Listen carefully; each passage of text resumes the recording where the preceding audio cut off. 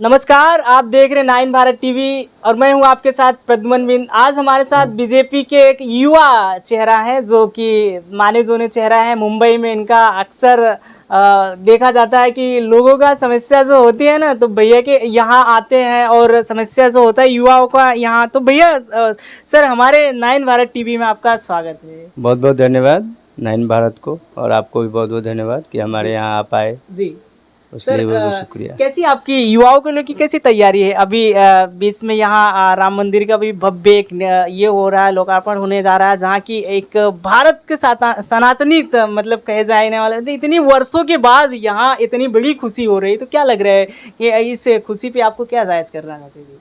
राम मंदिर बनना ही एक बहुत बड़ी उपलब्धि है जी, और एक दुख भी है कि हम अपने भारत भूमि पे जी जी हम अपने एक राम लला की मंदिर के लिए तरस गए। सोचिए कितना दुख की बात है। जी लेकिन हमारे राम भक्त और हमारे देशवासी सनातन धर्मी जो भी थे, उन्होंने कठिन दौर से गुजरा, बहुत ही इसमें त्याग हुआ, बलिदान हुआ, तब जाके बहुत वर्षों बाद ये मंदिर हमें मिला है।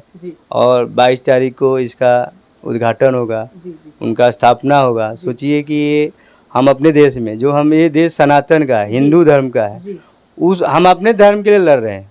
कितना दुख की बात है, हम अपने ही लोगों से लड़ रहे हैं। तो आज एक मंदिर मिल रहा है हमें राम जी का, जो हमें हमारे एक पूर्वज है, वंशज है, हम उनके तले हम जीवन जी रहे, सांस ले रहे हैं, उनका मंदिर मिल रहा था हमें। तो मतलब एक असीम अनुकंपा हो रही है और कृपा हो रही है। और हम लोग धन्यवाद देंगे श्री नरेंद्र मोदी जी को और अन्य भक्तजनों को, राम भक्तजनों को, और इतने बलिदान देने वाले करोड़ों देशवासियों को, कि सबके लिए ये मंदिर मिल रहा है। जी, तो सर ये कौन सा शब्द हो गया कि हम अपने ही देश में रह के हम अपने ही मतलब अधिकारों के लिए मतलब भटकना पड़ रहा है, ऐसा क्यों हो रहा है सर? है तो गवर्नमेंट आप बीजेपी की, तो सर ऐसी शब्दों का आपको क्यों विचार करना पड़ा सर? देखिए, ये मुद्दा बीजेपी का नहीं है कि ये सरकार का नहीं है, बीजेपी का सरकार है जी। और बीजेपी ने इस मुद्दे को उठाया जी। और बीजेपी की सरकार में इसका प्राण प्रतिष्ठा हो रहा है, ये बहुत खुशी की बात है। जी जी। और ये बीजेपी की सरकार में ही जी।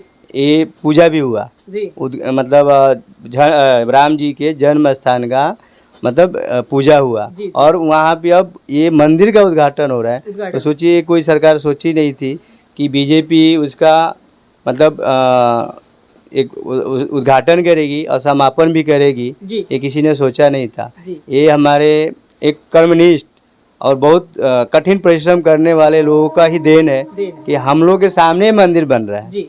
ये बहुत मतलब जिनका योगदान, जिनका बलिदान गया है, हम उनके कृतज्ञ हैं। जी। तो सर अभी राजनीतिक क्षेत्र में थोड़ा कुछ सवालों का जवाब था आपसे सर, कि लोकसभा की अभी तैयारी चल रही है।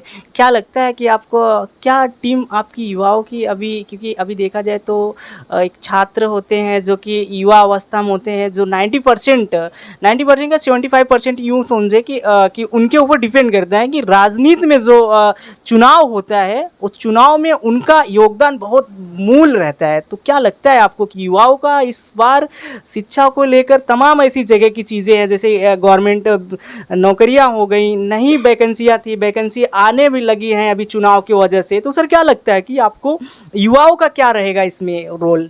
बीजेपी को लेकर, एनडीए को लेकर क्या रोल रहेगा सर, कि उनका इस पे मोड़ किसकी तरफ रहेगा, एनडीए की तरफ या इंडिया की तरफ? देखिए, हमारा युवा जो है ना, पहले भटकाया गया उनको। जी। हमारे मानसिकता में डाल गया कि हम नौकरी ही करेंगे तो हम कुछ आगे बढ़ेंगे। जी। लेकिन हम नौकरी देने वाला बने, वो कितनी बड़ी बात है। हम एक नौकरी करेंगे, लेकिन हम अगर 10-100 लोगों को नौकरी दें, कितना फर्क है। तो हम उद्योगपति बना रहे हैं, एंटरप्रेन्योरशिप खड़ा कर रहे हैं, खुद का व्यवसाय चालू करें, तो उसमें हम और लोगों को भी व्यवसाय देंगे ना, और लोगों को रोजगार देंगे। सिर्फ आप नौकरी के पीछे पड़े तो क्या कोई भी गवर्नमेंट हो, क्या 150 करोड़ 150 करोड़ की संख्या है, क्या हम सबको नौकरी दे सकते हैं? आप खुद सोचिए, नहीं दे सकते। हम अब 5 की संख्या में किसी का घर है तो एक ही आदमी 2 आदमी कमाता है, तो 5 आदमी को चलाता है। तो अगर हम 5 कमाने लगे तो हम 5 को रोजगार दे रहे हैं ना। सबको सरकारी नौकरी देना ये असंभव बात है। जी। कोई गवर्नमेंट ऐसा कमिटमेंट कर रही है तो गलत करे, झूठ बोल रही जी। है, तो युवाओं को बलगराने से अच्छा है उसको सही मार्गदर्शन दिया जाए, सही शिक्षा दिया जाए। और मोदी गवर्नमेंट ने ये सारी चीज़ें कर रही है। अभी जो नया अपना शिक्षा नीति आया उसमें छठी के बाद आप जिसमें कार्यकुशल है, कुछ बनना चाहते हैं, तो आपके साथ एक प्रोफेशनल ट्रेनिंग दी जाएगी, ट्रेनिंग दी जाएगी। व्यवसायिक ट्रेनिंग। जो इस क्षेत्र में आप जाना चाहते हैं उस क्षेत्र का ट्रेनिंग लीजिए और आप 12वीं 15वीं तक जाएंगे, आप एक रोज़गार करने लायक हो जाएंगे। जी। अभी भी जो मोदी जी ने बहुत सारे निकाला है एमएसएमई के बारे में, जो आप सुने होंगे, मुद्रा योजना है, मुद्रा। अभी स्टैंड अप इंडिया है, स्टार्टअप इंडिया है, ये सब किसके लिए है? ये जो स्वरोजगार करना चाहते हैं उनके लिए 2 करोड़ तक आपको फ्री ऑफ कॉस्ट लोन मिल रहा है, जी। बिना किसी सिक्योरिटी के। जी। आप और सब्सिडी में मिलता है, उसमें इंटरेस्ट की सब्सिडी भी गवर्नमेंट देती है। अभी विश्वकर्मा योजना आया था जिसमें जो छोटे छोटे कारीगर है जो अपने हाथों से कुछ करते हैं, जैसे बढ़ई हो गया, कारपेंटर, ये सब लोहार हो गया, तो मतलब जिस व्यवसाय से उनकी कोई परिवार जुड़ा हुआ है वही व्यवसाय वो करना चाहते, तो सरकार उनको उस बारे में और विस्तृत ट्रेनिंग दे रही है, उसका प्रशिक्षण दे रही है और फिर आपको कुछ पैसे भी दे रही है कि आप इस रोजगार को, स्वरोजगार को चालू करो। जी। तो सोचिए उससे कितना हमारा रोजगार बढ़ेगा। हम बेरोजगारी दर को 0 कर सकते हैं। उसके लिए हाँ, ये जो इंडिया है ना, आपको मैं इंडिया का मतलब समझाता हूँ। इंडिया का मतलब होता है पिछड़ा। ये अंग्रेज़ों ने इस शब्द को हटा दिया, पिछड़ापन को। इंडिया का जैसे इंडोनेशिया है या वेस्ट इंडीज है, ये सब के पीछे ये सब पिछड़े देश है। तो भारत तो समृद्ध देश था, लेकिन हमें जानबूझकर पिछड़ा बताया गया, इसलिए इसका नाम इंडिया रख दिया कि हमको बताया गया पिछड़ा।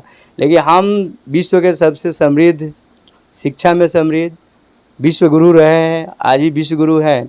देखिए कि सबसे बड़े बड़े देशों में CEO ही है, जो मैनेजिंग डायरेक्टर है, बड़े बड़े पद पे है। जैसे गूगल का सुंदर पिचाई है, बहुत सारे, जैसे पेप्सी का इंदिरा, तो ऐसे नाम है जो ये लीड कर रहे हैं जी। बड़े बड़े बिजनेस को। जो बिजनेस लीडर है, विश्व के बिजनेस लीडर, वो उसको हमारे देश के लोग लीड कर रहे हैं। तो हम कैसे पिछड़े हैं? नासा में देखेंगे 30% से ज़्यादा हमारे वैज्ञानिक हैं, इंडियन। लेकिन वो भारत में क्यों नहीं रुकते, भारत में काम क्यों नहीं करते? ये हमें सोचना चाहिए। जो हमारी पीछे की गवर्नमेंट थी उन्होंने उनको वो व्यवस्थाएं नहीं दी, वो सुविधाएं नहीं दी।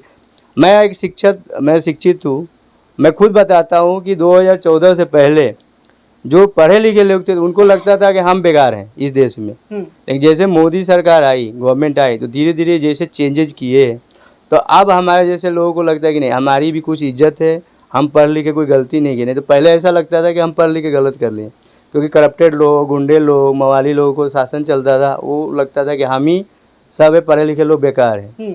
तो ये चीज़ आई है, पूरा समाज में चेंजेज आई है, शिक्षा में चेंज आएगी, हमारी शिक्षा पद्धति को ख़राब करके रखेगा। हमारे बारे में कुछ पढ़ाया नहीं जाता है कि हमारे लोग क्या क्या महान काम किए हैं। हम मुग़ल के बारे में पढ़ते, मुग़ल हमारे थे। हमें अंग्रेज़ों के बारे में पढ़ा, क्या हमारे थे वो? हमें तो सब लूट के ले गए ना। तो लूटता किसको? जिसके पास पैसा होता है। तो हम तो समृद्ध थे। भारत को ऐसे सोने की चिड़िया नहीं कहा जाता है, लेकिन अब हम सोने की चिड़िया नहीं, सोने का शेर बनाएंगे जो लड़ सके और अपने अस्तित्व को, अपने स्वामित्व को और अपने संप्रभुता को लड़ के, जीत के एक साथ रखे। तो सर आप बोले इतना युवाओं को, तो सर अगर ऐसा माहौल है तो वो प्रवास क्यों करना पड़ रहा है लोगों को? यूपी से महाराष्ट्र आना पड़ रहा है। महाराष्ट्र की ऐसे लोकल लोग कुछ है कि जो कमेंट करते हैं, सर अगर यही इंडस्ट्रियल एरिया हम यूपी में करें, यूपी को बढ़ाएं, यूपी को डेवलपमेंट करें, तो क्या ये तो और बेहतरीन होगा? फिर इतना दूर आने का ज़रूरत नहीं होगा ना सर? ये क्या इस पर आपका संदेश है? हमारे बीजेपी सरकार का यही लक्ष्य है कि जो जहाँ रहे वहाँ रोजगार करें। स्वयं रोजगार का कंसेप्ट ही यही है कि आप जहाँ रहते हैं वहाँ रोजगार के लिए आप खुद तैयार हो जाइए। तो बीजेपी वही कर रही है और पलायन आज से नहीं हो रहा है, बरसों से हो रहा है। ये किसकी गलती है? बीजेपी की सरकार तो 10 साल से है रेगुलर, लेकिन इसके 70 साल 60 साल 70 साल कौन रहा? कांग्रेस रही है। कांग्रेस ने क्या किया? हमें ना घर का छोड़ा ना घाट का छोड़ा। हम अगर कहीं जा रहे हैं बाहर, हम ताना सुन रहे हैं, ठीक है, कहीं ना कहीं सरकार की गलती है। यूपी में देता, बिहार में देता, अलग अलग क्षेत्रों में। आप पूर्वोत्तर का कुछ ने किया ही नहीं आपने, उनको एकदम भिखारी बना कर रख दिए। क्या क्या उन्होंने क्या गलती किया है?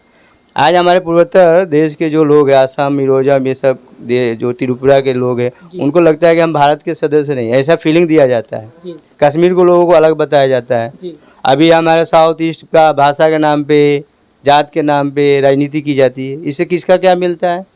क्या कोई राजनीति उस चीज़ को करता है?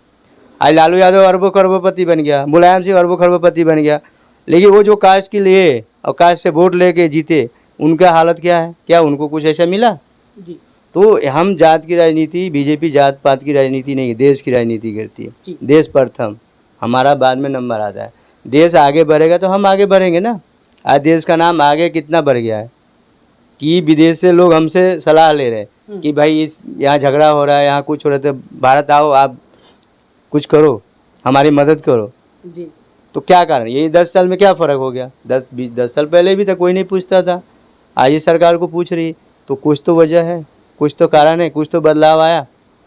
तो हम दिखा रहे हैं कि पहले भी विश्व गुरु थे, आज भी विश्व गुरु है। जी